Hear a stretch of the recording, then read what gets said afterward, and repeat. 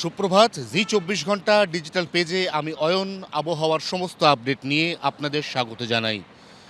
গতকাল রবিবার দুপুরবেলা যারা নিজের বাড়িতে একদম রবিবাসরীয় ভাত ঘুম দেওয়ার পরিকল্পনা করেছিলেন, তাদের মধ্যে কজনকে এসি চালাতে হয়েছে একে একে বলুন তো।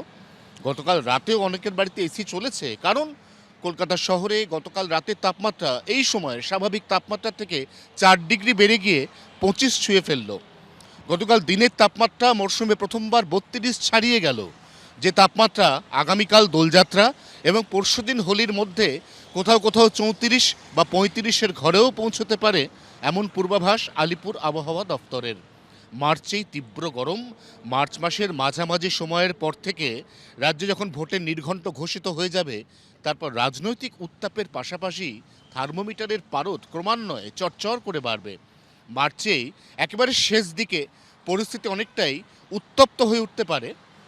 রাজনীতির কথা বলছি না, উত্তপ্ত হয়ে উঠতে পারে থার্মোমিটারের পারদের নিরিখে। কারণ মার্চ মাসের শেষ সপ্তাহে দক্ষিণবঙ্গের কোনো কোনো জেলা, যেমন পুরুলিয়া, বাঁকুড়া, পশ্চিম মেদিনীপুর, পশ্চিম বর্ধমান, ঝাড়গ্রাম, এই জেলাগুলিতে তাপমাত্রা পৌঁছতে পারে 37-এর ঘরে। এপ্রিলে তাপপ্রবাহের কবলে পড়তে পারে রাজ্যের একাধিক জেলা, যার মধ্যে অবশ্যই পশ্চিমাঞ্চলের জেলা রয়েছে। আমরা জানি 2024 সাল যে বছরটা ছিল উষ্ণ বছর, অর্থাৎ এল নিনো, সেই বছরে পশ্চিম মেদিনীপুরের কলাইকুণ্ডার সর্বোচ্চ তাপমাত্রা 47 ডিগ্রিতে পৌঁছে গিয়েছিল, যা এখনও পর্যন্ত গোটা রাজ্যে সর্বকালীন রেকর্ড। এবছর 2026 আবারও ফিরে এসছে উষ্ণ বছর।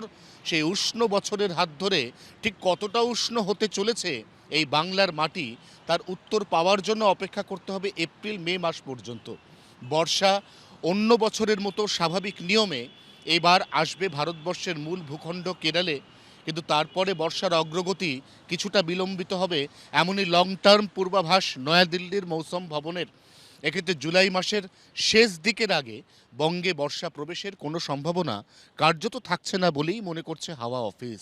এই অবস্থায় গোটা মার্চ, তারপর এপ্রিল, মে, জুন এবং জুলাই মাসের একটা বড় অংশ কার্যত তেতে পুড়ে কষ্টদায়ক পরিস্থিতি তৈরি করবে বঙ্গে।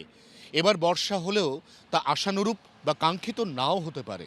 সেক্ষেত্রে বর্ষার সামান্য ঘাটতি নিয়েই হয়তো এবার সেপ্টেম্বর অক্টোবর মাসে আনুষ্ঠানিকভাবে বর্ষাকেও বিদায় জানাতে হবে।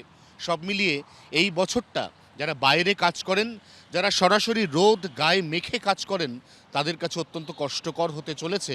এমনকি যারা বাড়িতেও থাকবেন, তাদেরও ঘরে বাইরে আপেক্ষিক আর্দ্রতা বা জলীয় বাষ্পের বাড়াবাড়ির কারণে রীতিমতো অস্বস্তিকর একটা অবস্থা ফেস করতে হতে পারে, এমন আশঙ্কাও উড়িয়ে দিচ্ছে না আলিপুর আবহাওয়া দপ্তর।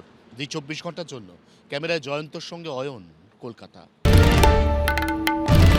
বাংলার আওয়াজ, বাঙালির আবেগ, জি 24 ঘন্টা।